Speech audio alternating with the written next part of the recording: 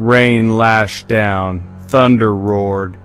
Liam, caught in the storm, stumbled through the woods. He was soaked, shivering, and desperate for shelter. Through the downpour he saw it, a dilapidated cabin, nestled amongst looming trees. A flicker of light emanated from within. Hope surged through him. Liam approached cautiously, each step squelching in the mud.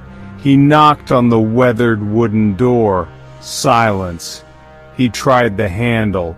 It creaked open, revealing a dark and dusty interior. With a shudder, Liam stepped inside, the warmth of a crackling fire greeting him. The single room was sparsely furnished. A rough-hewn table sat in the center, two rickety chairs flanking it. A fire crackled merrily in the hearth, casting dancing shadows on the walls. Relief washed over Liam as he gratefully sank onto one of the chairs, his back to the fire. He would wait out the storm. The storm raged outside, but inside the cabin, an unsettling silence descended. Liam noticed strange symbols etched into the table. They were crudely drawn, spirals and triangles intertwined, and seemed to pulsate faintly in the firelight. Leave while you still can. Liam's head snapped up, his heart pounding. He was alone, yet the whisper was unmistakable. It came again, closer this time. This place is cursed. He jumped up, scanning the room. His eyes darted to the darkest corners, his breath catching in his throat as he thought he saw movement. A fleeting shadow, gone as quickly as it appeared. Who's there? Only the crackling of the fire answered him.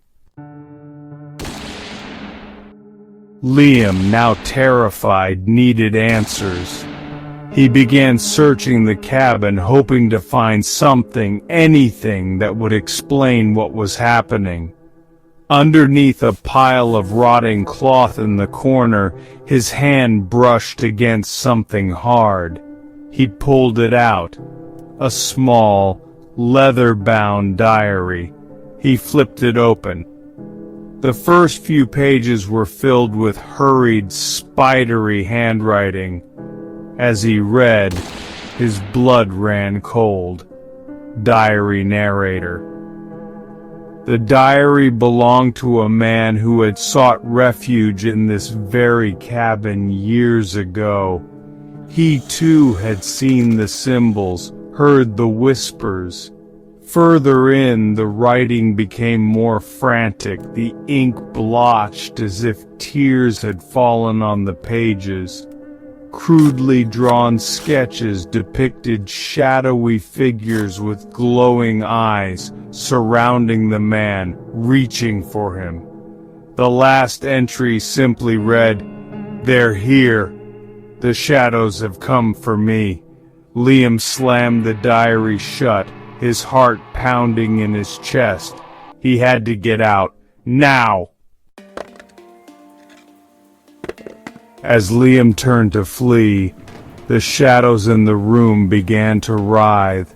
They stretched and twisted, coalescing into grotesque shapes with glowing eyes. The temperature plummeted, and the air grew thick with a palpable sense of dread. Terror froze Liam in place. The whispering intensified, swirling around him like a malevolent wind. "Join us." He tried to scream, but no sound came out. The shadows lunged. Liam felt an icy cold grip his body, pulling him towards the darkness. He struggled, but it was no use.